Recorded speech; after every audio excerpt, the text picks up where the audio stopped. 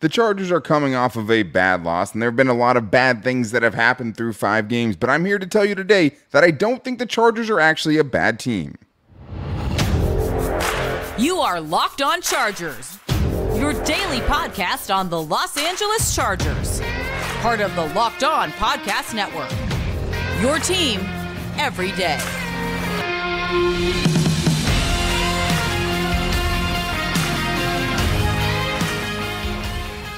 What is up, and welcome into the Locked On Chargers podcast. I'm your host, Daniel Wade, joined as always by my co-host, David Drogemeyer, and we've been covering the Chargers together now for 8 seasons, but this is our 6th year as the host of the Locked On Chargers podcast, bringing you your team every day.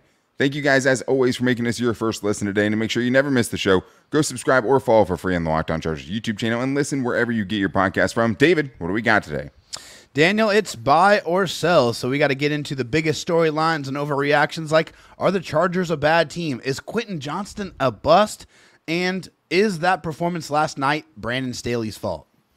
A lot to get to, and there's a lot of, overreactions and storylines, especially after you've started the season the way that the Chargers have. And there's a lot of valid questions. I do think there are still some overreactions just about this team as a whole, and we'll get to a lot of those today, including the first buy or sell we have here today, which is pretty simple, David. The Chargers are a bad team. Are you buying or selling that? Yeah, I mean, I think that's a really tough one, honestly, but I am going to buy it right now because that's the identity that they've shown us. I mean, when they go up against good football teams, they lose. They go up against the Miami Dolphins, they lose. They go up against the Dallas Cowboys, and they lose. Those are the big opportunities. Those are the litmus tests early on in this season to determine if you're a good football team, and unfortunately they have not rose to the occasion. I mean, the 2 wins that they have are against the 2-4 Vikings and the 3-3 Raiders, which I think is the biggest facade 3-3 team in the league. I think it's totally fair, and I said at the beginning of the show, I don't think they're a bad team, even though there's definitely a good case for it, right, as you just laid out. To me, the reason I'm selling it is because I think the Chargers are just a wholly mediocre team. And I think that's definitely fair as well. The stars aren't playing like stars. Besides Keenan Allen, I'll never slander that man's name because he's still got it. Crazy. He's ridiculously good. But you're right; they can't be good teams. The stars aren't playing like stars. It doesn't feel like they go into any game with a coaching advantage, an obvious one at least, right? And it's hard to say that they're a good team. I mean, it's almost impossible to say they're a good team in this instance right now. I mean, I think that what you'd argue is, hey, they've been pretty good at beating bad teams so far in Brandon Staley's career. Mostly. Outside of the Texans game that you had to go to, unfortunately. But last year, that was all they did was beat bad teams, and they would lose to the good teams, right? Yeah. And to me, it's almost worse to be mediocre, right? Because then you end up with middle of the round, first round picks, and a ton of fans with a lot of high blood pressure. Yeah, and not a lot of easy decisions to make. Whether it's you rebuild it, you tear it down. As long as Justin Herbert's there, the thing is Justin Herbert, and the reason I'm not worried about him is because if the Chargers won every game that Justin Herbert was a good quarterback in, they'd probably win 12 or 13 games every single season, right? Absolutely. They lost, and he had a bad game, of course, but I have full confidence he's going to get back. But the fact that this team is 2-3 with him mostly playing good games so far this season, outside of the last 2 really withstanding and a broken left middle finger in the middle of all that, this team doesn't win games around him, right? He has to be good or else they lose, and he has to get back on track very quickly because it's not going to get easy here anytime soon. But let's get to one of the biggest overreactions that's been floating around social media after this game, which is a tough one, David, because we just had this dude on our show last week, and we're not going to pretend like we didn't, right? But, of course, we're still going to be unbiased about it. Just because you come on the show doesn't mean you avoid all criticism, and you can see how confident Quentin Johnston was when he came on, right? And we're all rooting for him. Absolutely. The buy or sell is this. Quentin Johnston is a bust. Sell. 1,000% sell. I mean, everybody, you guys have to pump the brakes. And I understand. It is the world of instant gratification. We're Americans. We want everything right now. We want everything to be effective, and we want it to be the best thing in the world right now. And unfortunately, that's not always the case. Players develop at different paces. Quentin Johnston is literally 5 games into his NFL career. He is on a 4-year rookie contract with a 5th-year option. This is the very beginning of his NFL story. To call him a bust at this moment in time is straight up malpractice, and I will not do that. Yeah, I mean, I'm selling it too. It's too soon to bring up the, TCU legends like Josh Jackson and Jalen Reagor. Like, he's different than those guys, has a lot of different skill sets than those guys. But this is the good thing. Like, he truly is athletic enough. Like, yeah. The athleticism is not a problem. You go and watch the tape. Like, I think the big thing too is like the Chargers are using him on a ton of clear out routes. Yeah. Like, they're using him on a lot of routes to try to stretch the field. He did get a step deep last night a couple of times on Monday night, but Justin Herbert got hit on one of the throws that would have been interesting to see if he could have brought in, if he could have brought that in. I mean, this is not to say that he doesn't have flaws in his game, right? Of course. I think these are what you should question. Should the Chargers be using a first-round pick on someone that isn't ready to go and contribute for you right away, which we always kind of known with Quentin Johnston. And I think something he said in the interview actually made a lot of sense to me, which is he grew up as a running back, right? Totally different position. And I think the finer parts of being a receiver are still escaping him. Maybe they didn't think he was as raw as he is, but I think it makes sense why he hasn't been in a ton of contested catch situations where he's winning all the time, because he was playing slot and playing running back, right? Like, the route running was always going to need to take some time. And the very first note I had on Quentin Johnston was doesn't play or play smaller than his size, basically, right? Because if we were Zay Flowers guys, it is hard to see other receivers picked around him going out and doing what they're doing, right? Yeah. Maybe one of those guys was the better pick. Quentin Johnston isn't who we wanted originally, right? Maybe we've talked ourselves into him, but like, I do think that I trust in Chris Beatty to help him refine his game some, right? And I think, Mike Williams is the obvious example. He wasn't what he was, until a few seasons into his career. It takes different time. It sucks that the Chargers are in this window where they need to win right now, and they took a guy in the first round that obviously hasn't been able to grow into that role yet, right? Or gain the trust he needs to gain. It's too soon to call him a bust. Yeah. But what we did see last night, though, was, David, probably one of the best games of Joshua Palmer's career. So this buy or sell I have here is Joshua Palmer has shown that he can be wide receiver 2 for this team. Absolutely, yes. I'm buying it 100%. I think Joshua Palmer is a guy that has straight up earned this by hard work, by dedication. I mean, he's a guy that does a lot of things pretty well, but I don't think he has any one skill set that really, screams out at you as elite. But what he does is he brings his lunch pail to work, and he busts his tail every single day. We've heard the stories. Ever since he got drafted, he was throwing with Justin Herbert after practice, before practice. That was a constant thing. And that chemistry, that definitely is paying dividends now, because it is obvious that Justin Herbert trusts Joshua Palmer, and Joshua Palmer is showing that he can make the plays. I mean, he had that game sealer against the Raiders. He had a touchdown against the Cowboys that was called back, which, I mean, that's so sad, because that was such a beautiful play, such an athletic play by Joshua Palmer. But yes, he is definitely a wide receiver 2 in this league. I think there would be a lot of teams out there that would love to have a Joshua Palmer. Yeah, I think he's underrated for sure. I mean, I would buy this because like I said the last time we talked about him, like, he feels like he's in between wide receiver 2 and wide receiver 3. Yeah. If your wide receiver 2 is better than Josh Palmer, you're in a great spot. Yeah. But if he looks like he did last night, like, the Chargers should be good with him and Keenan Allen out there, right? Like, he could have easily had a 6-catch, 100-yard night last night if the Chargers didn't get penalized. To see him catch that pass in the flats and then make a guy miss and get into the end zone the way he did, the really solid hands he showed on Monday Night Football with some off passes from Justin Herbert, making catches in big situations. I mean, he just looked good. Like, he looked better than we've seen from him a lot of times. I think he grew confidence with that game-sealing catch against the Raiders. No doubt. Over the last 3 games, 11 catches, 203 yards, and a touchdown. I mean, most wide receiver 2s aren't putting up numbers like that. Like, that's pretty good wide receiver 2 production. I still think, Keenan Allen's the focal point of this wide receiving core, but in Quentin Johnston not being where you want him to be right now, I think Josh Palmer has developed into a really, really good spot where he, gives you some hope, because he was really, really good on Monday Night Football, and 4 catches for 60 yards is one of the most misleading stats about that game. But we have more buy or sells to get into, including how much of that game was on Brandon Staley's fault, because a lot of people still calling for Brandon Staley's head right now. We're going to get into that coming up right after this.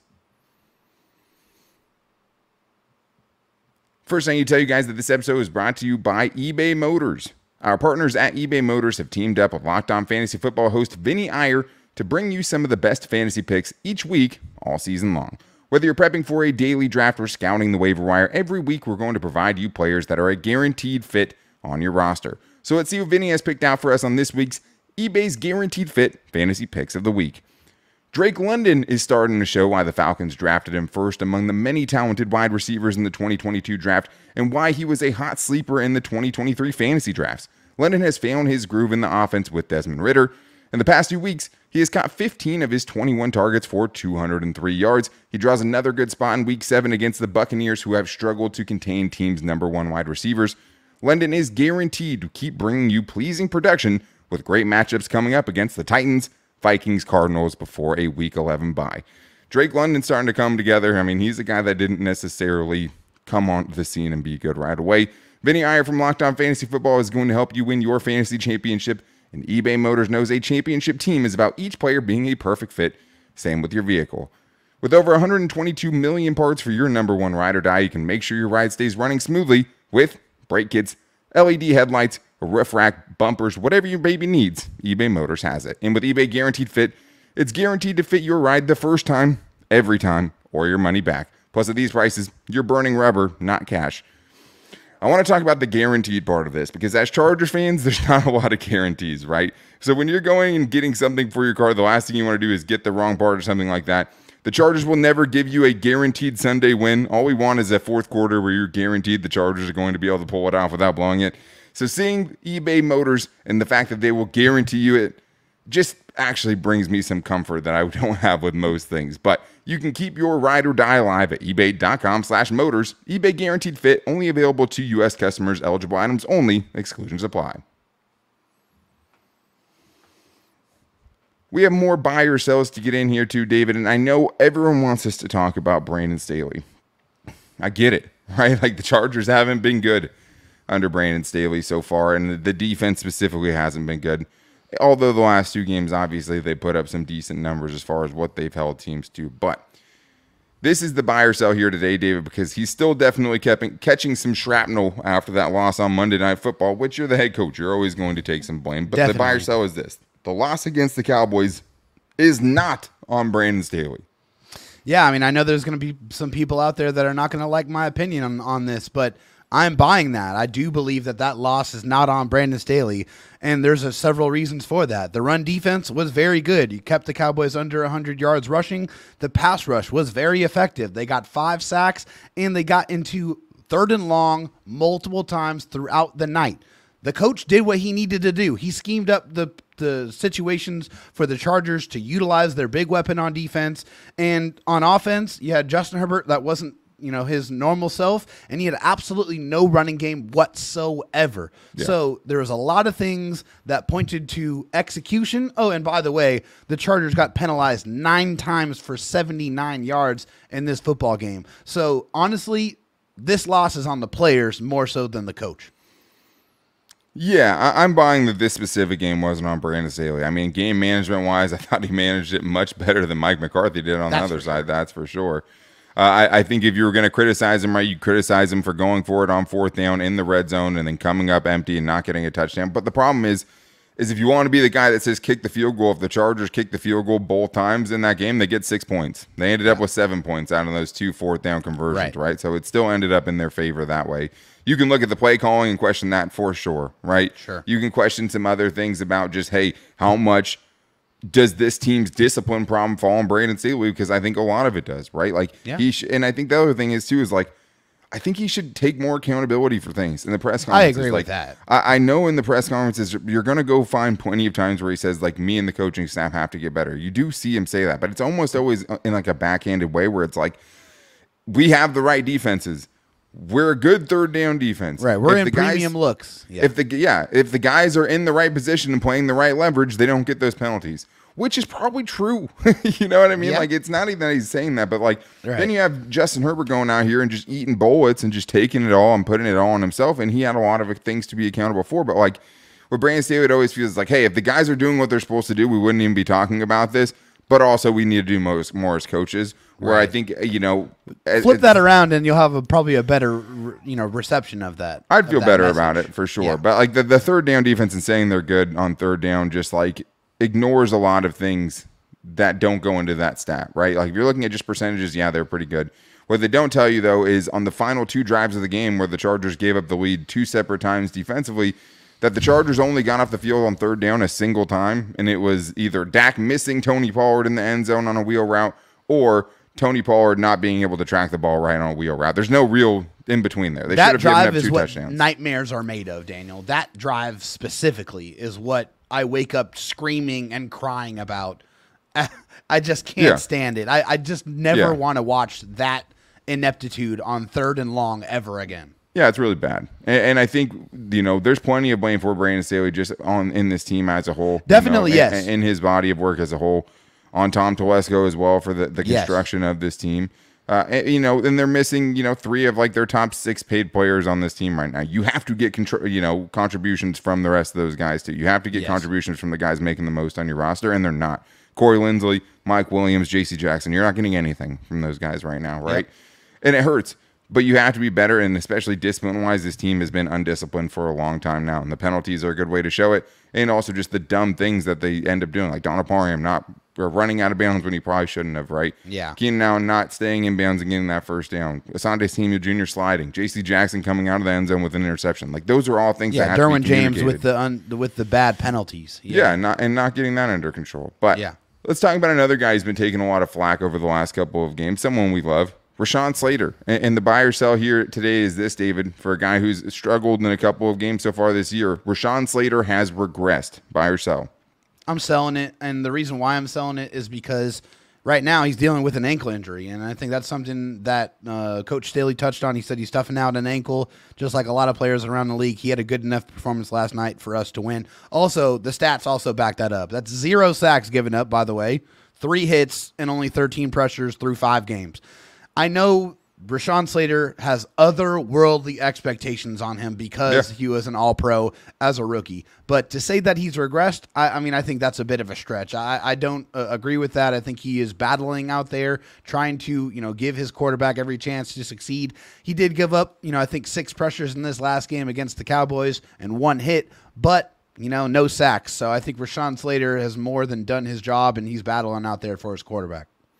Yeah, this is from Daniel Popper. He allowed a career-high 6 pressures in this last game, and he only has 4 career games where he's allowed 4 or more pressures, and 2 of them are the last 2 games.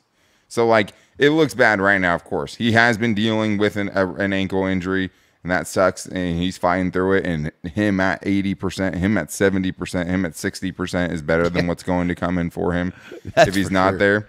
That's just the truth. I'm not worried about it. No. Rashawn Slater has always been a technician. I think right now the physical nature of the position is getting to him a little bit because he's a little bit injured. I think the other thing that's bringing him down a little bit is Zion Johnson, because there's definitely some miscommunications and some things going on there, especially with stunts, especially in big moments where the communication and the handoffs between them are just not good.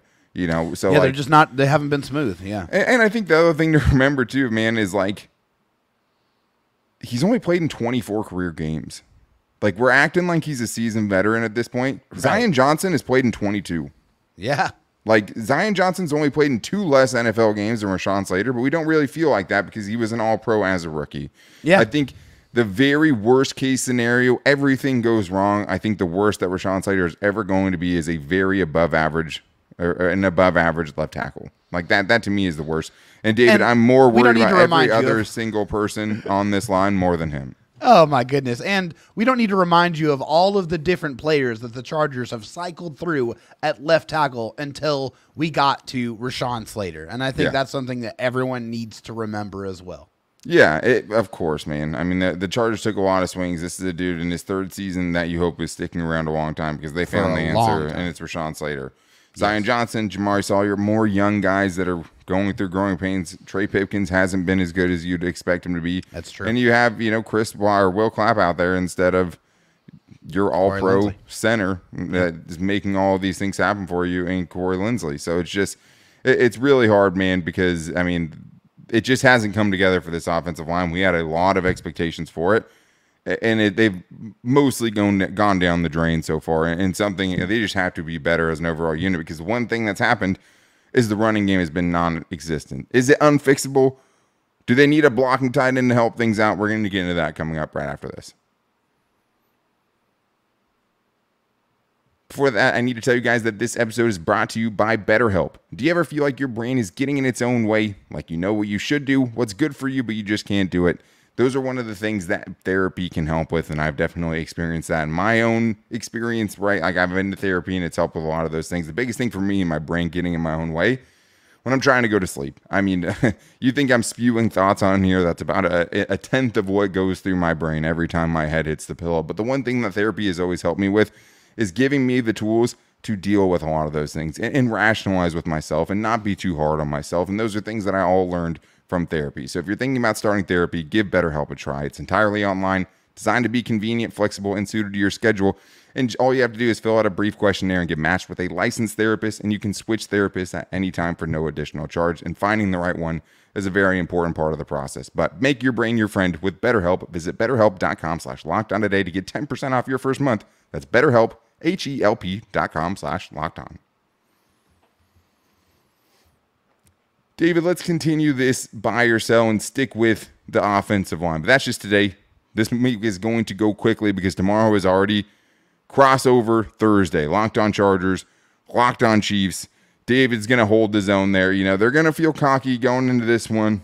I'm going to say this. Buy or sell. The Chargers can win this game. I'm going to buy that. It doesn't seem like they can. They absolutely can. But make sure you guys are back here for that, plus our keys and predictions going into this upcoming, a very, very important game in Arrowhead against the Kansas City Chiefs for the rest of the week. But, David, let's get into the rest of these buy or sells here, because I think one of the things that's absolutely crippled this offense and really given Justin Herbert no help since week one is the running game.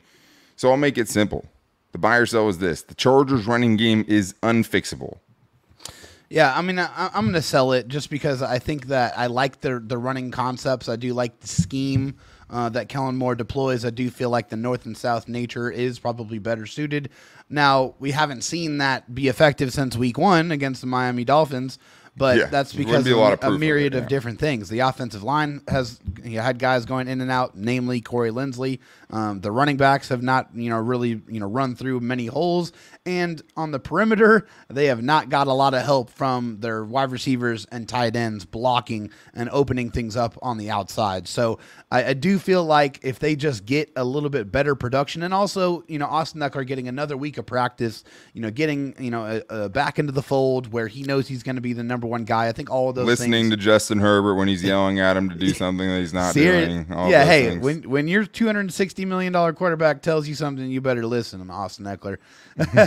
But for all of those reasons, I do feel like the running game is fixable, although it has definitely been dismal the last few games.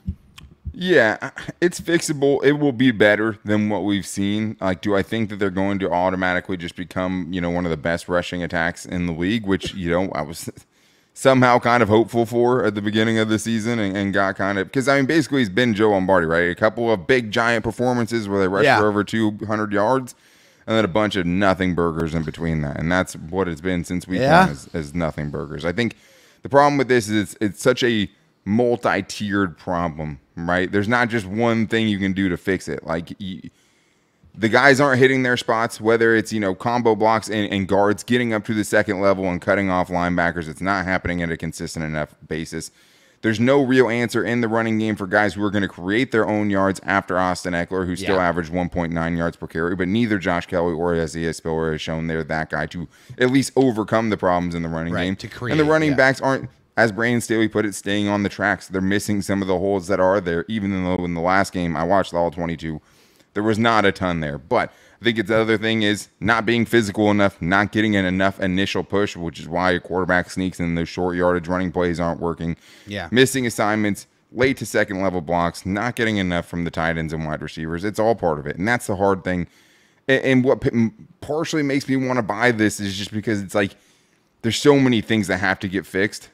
Like, when will they have time to fix it? Because they just had the bye week. That's gone. Now you play out the rest they of the better season. fix it, because Kellen Moore, no matter how great he is and all of the great schemes and concepts that he comes up with, if this Chargers offense is one-dimensional and it's just Justin Herbert out there, then they're going to get beat all the time on a regular basis. They have to establish especially when some things balance. get tight, right? Like when things get tight and everyone knows what you're going to do, it got to makes run the ball that much worse. And when you're getting in situations where you have to throw the ball and your offensive line is as suspect as this one is, you're going to get late game situations that look like the ones that we've seen from this team so far. So let's talk about how to fix it. One step in the right direction, David, could be a blocking tight end. Buy or sell this. The Chargers need to find a blocking tight end somewhere. Scour the world if you have to. They need to find one.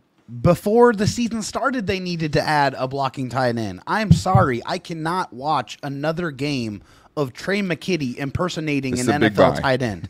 I can't see it anymore. It's awful.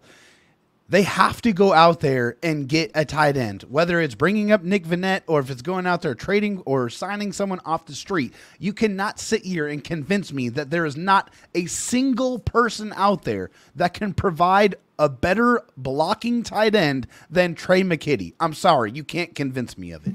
No, the Trey McKitty experience is over, right? We talked about Quentin Johnston and developing and stuff, but like with Trey McKitty, it just always looks the same, man, and it's such crucial things. But like the tight ends have been really killing the running game. Like it only takes one guy being off to totally derail a single rush, right? And that's happened way too many times. And there are plenty of reserve guys around the league. If you have to trade for it, go do it. There's plenty of guys on practice squads probably around the league that you could sign to your active roster that would be give you better blocking than what you have. Kellen Moore really relied on those two tight end sets to help his running game when he was in Dallas. Brett Coleman put out a great video on the Chargers rushing attack. A lot of that was centered around two tight ends, and all those guys could block at least an acceptable level. We saw that in the preseason. Those guys were blocking well enough.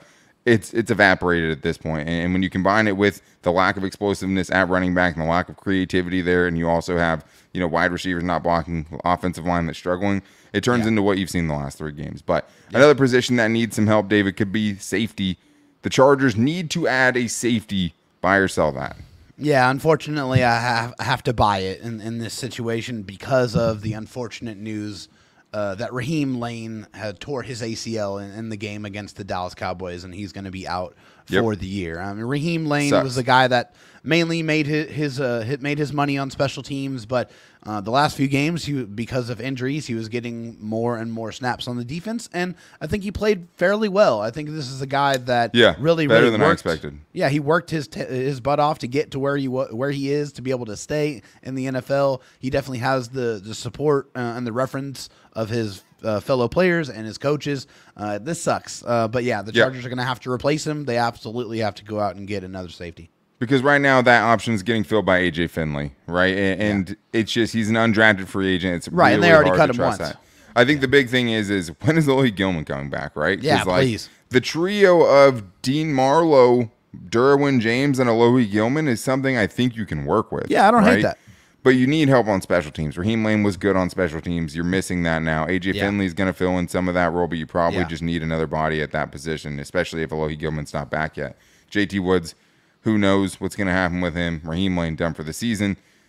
You need something there. Yeah. But one word buy or sell here, David. Let's end it with this. With Jasir Taylor's struggles in this last game, the Chargers should be on the phone with Bryce Callahan. Yeah, I'm buying it. They need to bring him in. I like the way he played. It's not a one-word answer at all. That was so many words to that one-word answer. Bye. Yeah, I mean, he's 32. He's going to be this month. Next week, he's going to be 32 years old. But he's pretty good last year. Just had 2 different stints playing under Brandon Staley. Jasir Taylor, 3 catches for 30 on 3 targets for 49 yards.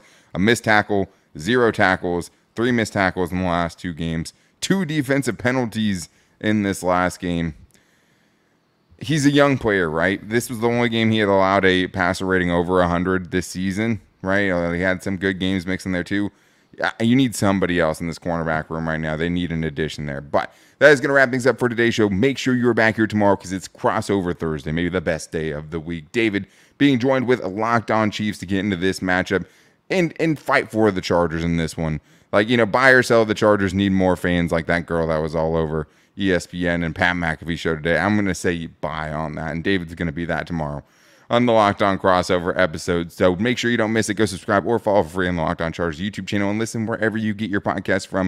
You can also find the show every day on our social media. You can find it on mine at Dan Talk Sports on Twitter, and David Drogemeyer at Dro Talk SD, as well as the show's page at Locked On LAC. We're at Locked On Chargers on Instagram, and our Locked On Chargers Facebook page. You can hit us up as well. But we'll be back with you guys tomorrow with Crossover Thursday. Until then, take it easy and go Bolts.